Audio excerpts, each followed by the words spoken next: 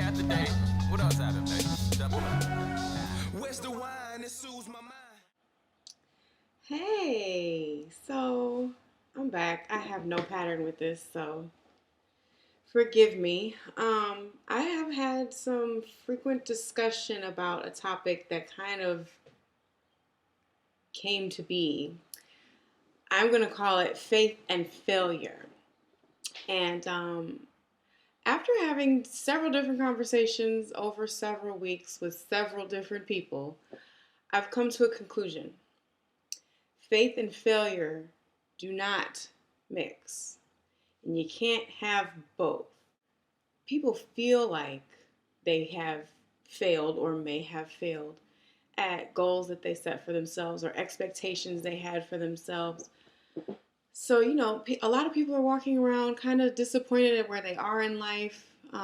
They thought they'd be further as far as career or family or relationships or financial status.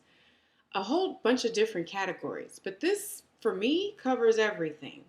If you consider yourself one to have failed at something or that you will be a failure if you try, you can't also claim to have faith. Am I making sense? If you're an atheist, I can't address this to you because I cannot relate to you. You don't have faith in something that I quite understand. But do you? But for followers or believers in God, if you have faith in God, you should be able to say you can't fail. You cannot fail with God. Now, your plan might fail. That happens all the time. I was supposed to be 25, married, with my MBA, white picket fence with my dog, and a yard, and our 2 luxury cars. It's a nice 2-story home in a nice suburb somewhere. 25 years old, I think I had just gotten my first place without a roommate. I was paying like $400 in rent for my spot in the middle of a place that I should not have been living, that got broken into.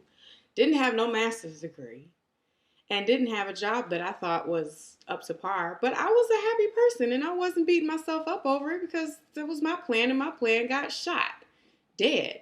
And I was cool with that. I never lost faith, and I never considered myself to be a failure.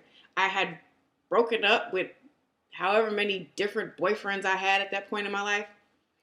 So what? The relationship failed, and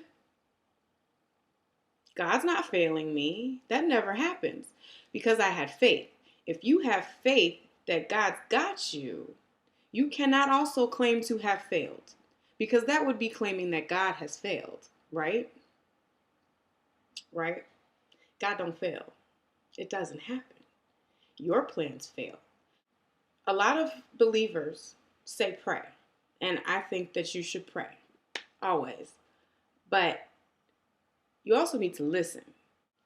Pray. It's always good advice to pray, and you should always welcome other people praying for you.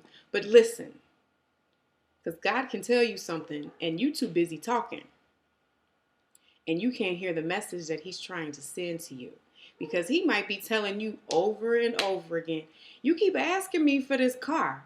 You keep asking me for this house and this man or this degree or this job. That's not for you.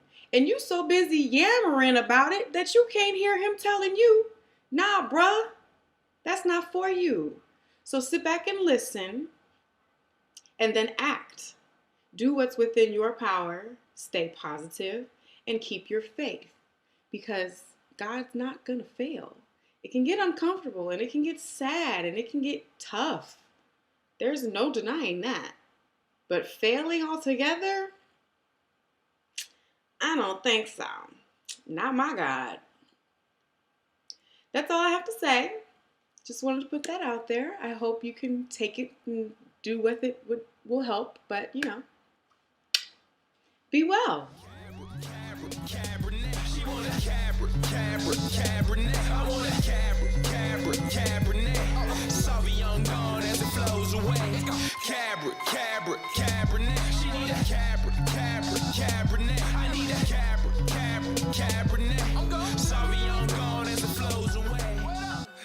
fire, now my day is over. It's King Green.